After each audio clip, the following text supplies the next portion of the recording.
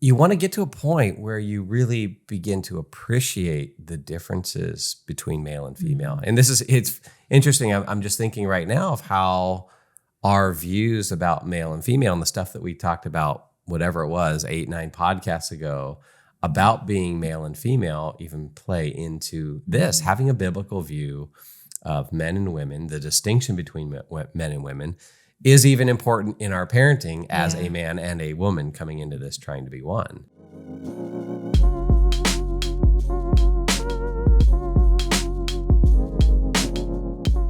All right, we have one final episode on discipline. It's going to be a shorter one, but then we are never going to do another episode on discipline again because it's been long.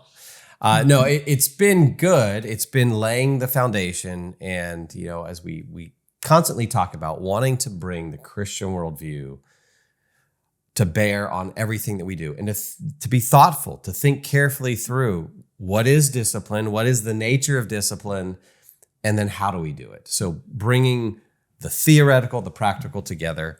But we feel like there's one last issue we have to cover when it comes to discipline. And this is specifically for parents out there who are married and are disciplining together, because that can be a tricky thing to navigate. And there are times when I've had to kind of correct you in the discipline of our kids, honey. And I just want to let the listeners out there know, how have we done that? How have we navigated the landmines? You were going to take that opportunity to throw me under the bus. Sarcasm is my love language. So as you could maybe imagine by listening to us, that we do actually see the world a little differently. And so... You mean you and me? Yeah, like we're very different people. Okay, yeah. Because I'm going to say we see the world... I thought we saw the world from a Christian worldview. You know what I mean. I just want to make sure our listeners know what you mean. I meant that we are, you and I are very different. We are. So do you feel comfortable saying that? I'm totally fine with that. I mean, we could say you're a lot like me if you want. I think the question we need to ask at this point is, what do you mean by that, Erin? Let's get some clarification. So we come from different homes. We have very different personalities as situations with our kids. Now we're married. We've, your family disciplined different than my family. Yeah. And so you're bringing all of that together, two people from very different backgrounds. And then you have kids. Yeah. Trying to become one, right? The biblical view is one man, one woman, becoming one for one lifetime. And that is just a difficult process when you have two from just radically different backgrounds, different values, different family cultures. And so we know then that can be a landmine. Yeah. That creates a lot of potential, or it allows for a lot of potential conflict when you're doing something as important as discipline. Yeah. And we do share the same values, but even with that, we've had to work really hard to come together and discipline together. And so that's what we wanted to talk about today, just some things that we've learned along the way, and hopefully to encourage and help some of you out there. So I think the first point that we were going to make is what you've kind of alluded to already, but if you are married and raising your kids together, if you have not already done so, and again, the earlier you can do this, the better, but to sit down and reflect many times together on how you were raised differently, the homes that you grew up in, and how the kids were viewed, how mom and dad were viewed, what their marriage was like. When disobedience did happen, what happened then? Was dad the one who handed out all the discipline? Was mom the one? Did they come together? Did you feel like you could pit one parent against the other? All of these things, because this affects then how we go into discipline with our own kids. Yeah, and it's something that you would actually do in counseling. I mean, this is a really helpful thing, is to look into family background, because our families powerfully shape us. And so much of what we think and how we behave is been unconsciously shaped. So what you're doing is when you talk about these things, you're consciously pulling stuff up. And it's kind of like you're pulling it out and putting it on the table and saying, let's look at this. Oh, here's my stuff. Oh, here's your stuff. And okay, wow. Okay, this was really different. The way that mom and dad were viewed by the kids, or the different role that mom or dad played in discipline, or who took the initiative. Okay, yeah, the families are really different. And we may have just come into this operating with those assumptions. So this is really helpful. And then you get a chance to talk about it before there's a clash. Before it's like, well, I kind of felt like I needed to take initiative on that, and you just jumped in, and then you were threatened when I tried to jump in, and so you're not in the heat of the moment. You're being intentional to talk about these things. So this is absolutely vital. Yeah, and so as much pre-work that you can do with that, I think is very helpful. And then, of course, as we have seen, situations happen, and then you don't realize sometimes you're going to respond a certain way or whatever. So part of it will just be continuing to do this as a couple, to talk about what your expectations were, or what happened and why that upset you so much, or just how you thought this disobedience should have been handled in this situation. Yeah, and it takes a lifetime. Yeah. I mean, so this isn't, hey, we sat down and had 3 conversations and we figured it all out. It takes a lifetime, and we're still discovering things about ourselves that were deeply shaped and influenced by our family systems. Yeah. And so the goal is, though, that you end up growing together, that you end up coming together and being able to do this job together as the way God intended it to be. So that will be work, no matter if you both come from good homes, where discipline was done really well, or if one of us came from a home where there's no dad and the other one came from, or both homes were divorced, all these things. Regardless, it takes work to come together. And this topic of parenting and disciplining our kids is a sensitive one. And it really, hits home, and it hits to our home that we grow up into. So it's going to take some work to come together, but we want to encourage you to do that work. And so part of the work is talking through situations when they come up. And I don't mean in the moment. We have found that it's much more helpful if we talk through situations later when emotions are down. Yeah. And bringing it up on a date night, or when the kids are in bed. Don't do it on a date night. Are you trying to ruin these people's date night? No. Hey, let's have a cup of coffee. Let's go sit on the porch. Let's go sit in the backyard, because there's potential conflict in that conversation. But you're trying to pull out some of that conflict by doing it at a time that's a little bit separated from that heat of the moment kind of thing. Yeah. But don't ruin date night. Try to create a friendly environment where emotions are down. No, but as relaxed as you can be, so that when situations come up, you have opportunity to talk about them. When kids go to bed, no one's around, that you spend time talking about it. I would even say, even if one of you had a discipline situation that happened outside of the view of the other one, and you either think you blew it or you think you handled it well, and just even talking through that. Oh, hey, this is what happened at Costco today, and I had to do this and that and that. And they responded really well, which makes me think, this kid does seem to respond well to this. Do you think so? And these types of conversations. So part of coming together is going to be making time to do this, to talk about it together. Yeah. Did you use Costco as an illustration because you go there a lot? Is that? I do you go to Costco a lot because you have a lot of kids? I know a lot of my illustrations happen at Costco, Target, Trader Joe's. I seem to be out shopping quite a bit.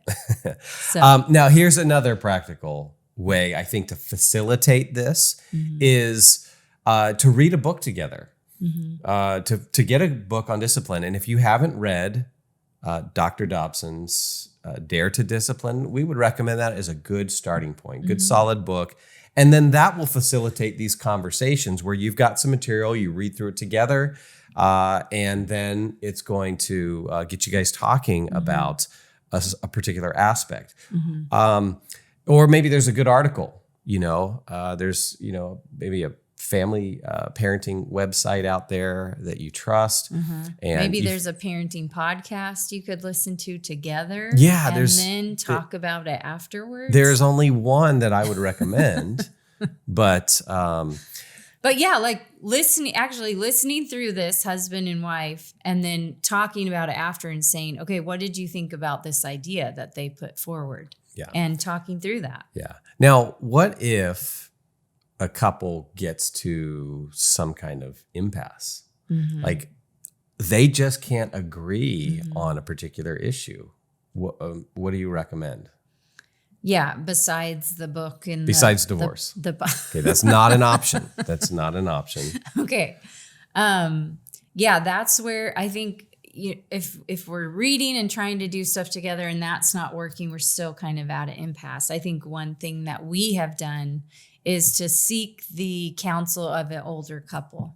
And again, in this topic of parenting, you hopefully can find a couple in your church or just in your life, a Christian couple that has parent who, that you trust. Oh yeah. And that have raised kids older than yours, or, maybe it's your grandparents or, And that's actually when I said a parent you could trust, I meant your own parents. Oh yeah. Yeah. I mean, that would be great. Yeah.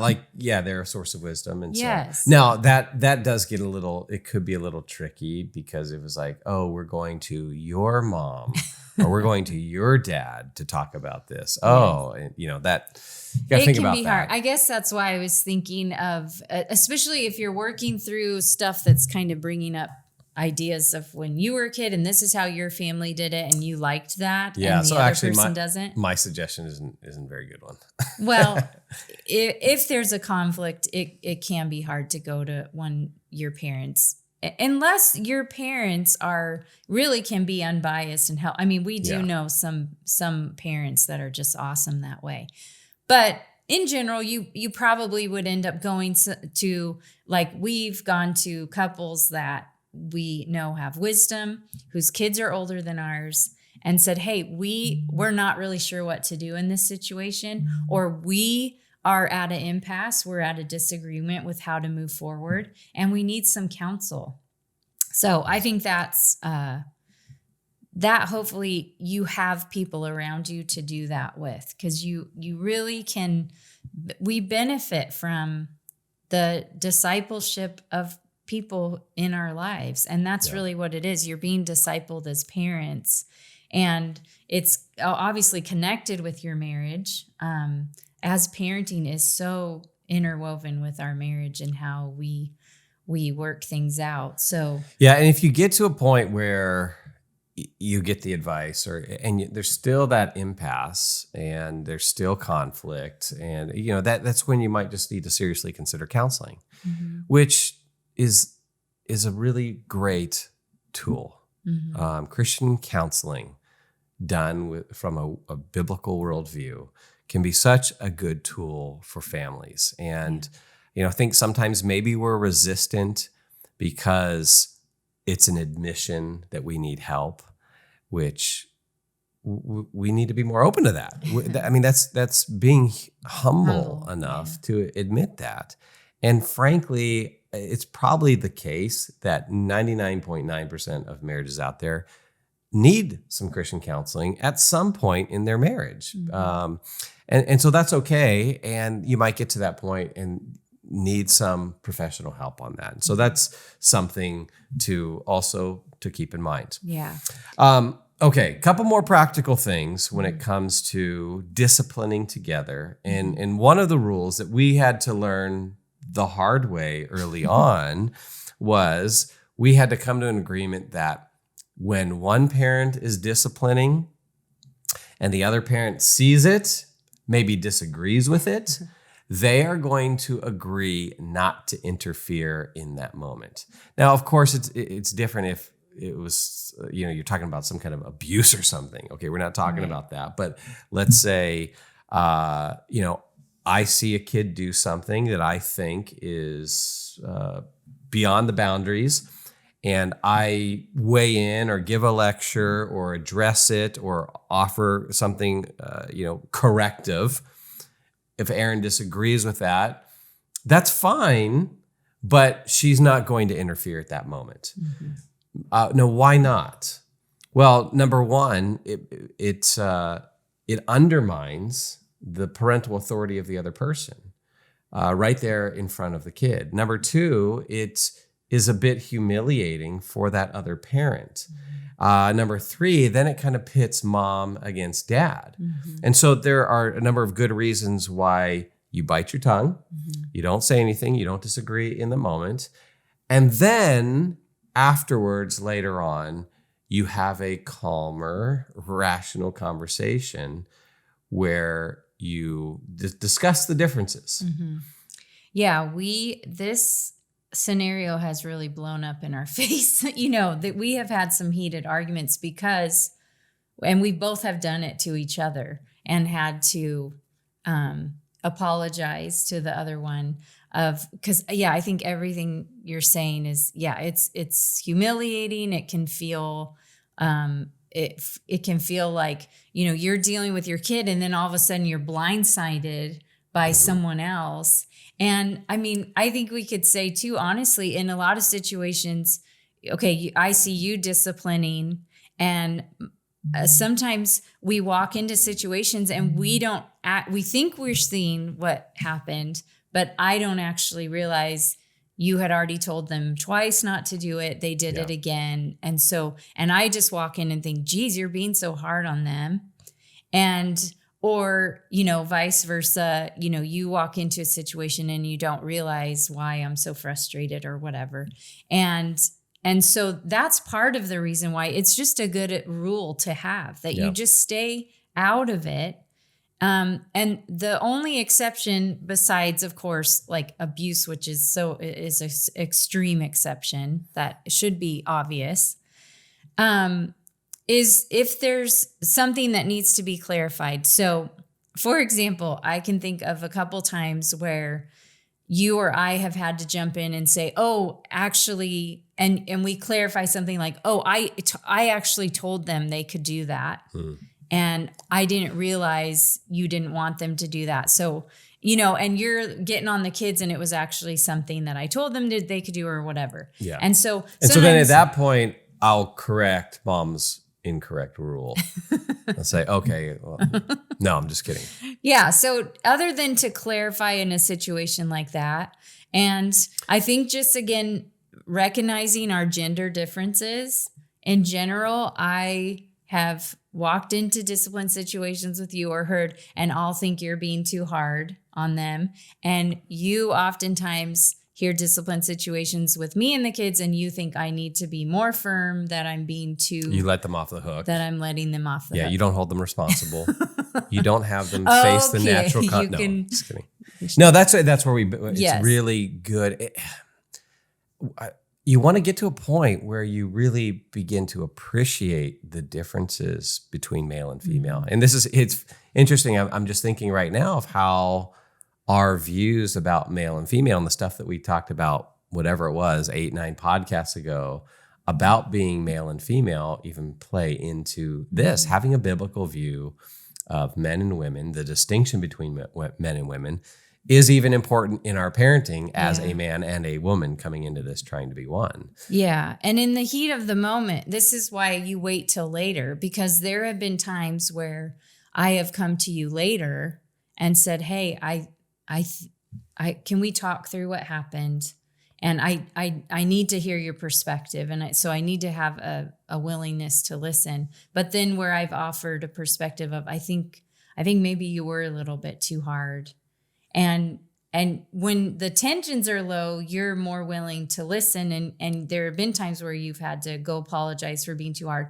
And then Twice. That's happened twice. Let's just be clear. And in the same way, you've come to me and when tensions are lower and said, hey, I think you probably should have been a little harder on them. You know, this has been a pattern or whatever. And I'm like, you're right. You know, but when we've tried to do it, when the other person's still upset about the situation, then not going to work. It's not going to work. It just blows up. So that's a really important rule. Yeah. Don't jump in and interfere unless it's for clarification. Yeah.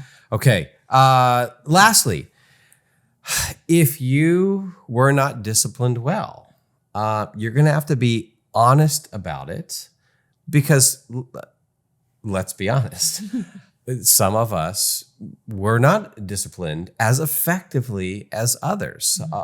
And you know, a lot of grace towards any parent out there, is not, you know, ripping on our parent session, but I want our kids to have an honest view of us as parents, that we have our weaknesses. There are things that we don't do well. And so there's some of you who come from homes where you weren't disciplined well, or maybe you experienced physical abuse in the name of discipline or something like that.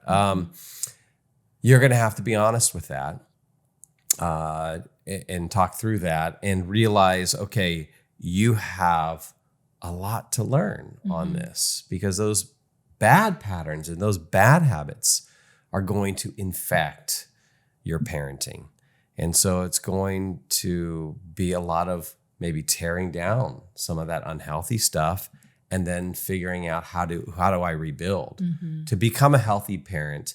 And this is where just practically a husband and wife can be helpful in reflecting that to each other, being open to the feedback of your spouse, realizing you have blind spots, I have blind spots, we all have those blind spots, we need that feedback, and there is really no better person than your spouse, who knows you more intimately than anyone else, to be that mirror and reflect that back. Maybe it's going to a trusted friend, a wise mentor, asking for help, finding some new role models, going to a parent, a couple of parents who you love what they're doing with their kids. You see the fruit in their kids. You're thinking they're doing this well. And so, hey, can I come sit and watch, so to speak? Or can you coach me? Can you mentor me in this? In fact, you have had some moms approach you and say, hey, can I come over and just hang out at the house a little bit? Just want to see how you do things. And so finding those kind of models and resources. And then in particular, you're going to need to read books. You're going to need to find resources. You're going to need to look at parenting seminars or good podcasts or whatever resources are out there to really intentionally work on becoming more effective in your parenting, and particularly in your discipline. Yeah, and it is a humbling thing to admit, but I think, done out of love for our kids, we want to be good parents. And so if we weren't modeled good parenting, then go and find models for yourself. Go and find mentors, even if it's an author who is mentoring you through their books. Yeah, there's a couple great mentors, Brett Kunkel and John Stonestreet, who will mentor you in the book, A Practical Guide to Culture. Yes, that's another book. And yeah, so it is a humbling thing, but I think just being honest, and we know you love your kids. And so a way to love them is to admit we're weak in an area. If we didn't grow up with a dad, guy or girl, we might have some baggage when it comes to dads. If we grew up with a broken relationship with our mom or a heated relationship, then find someone who is, a really good Christian model of a mother and learn from them. And watch them, see if they'll let you be a part of their life and be open that you want that. You want that teaching, that mentorship, because you need it. And I think that's just a good way to go about doing it. Yeah. And so all that to say, moms and dads, fallen human beings, bringing their own baggage into this, it can be a messy process. Yeah. That's okay. We need to humble ourselves. We need to learn and to grow and realize, hey, I mean, even after almost 24 years of marriage, we're still honing our skills and just moving more and more towards a oneness in our parenting. So we hope that that's helpful and gives you some practical stuff.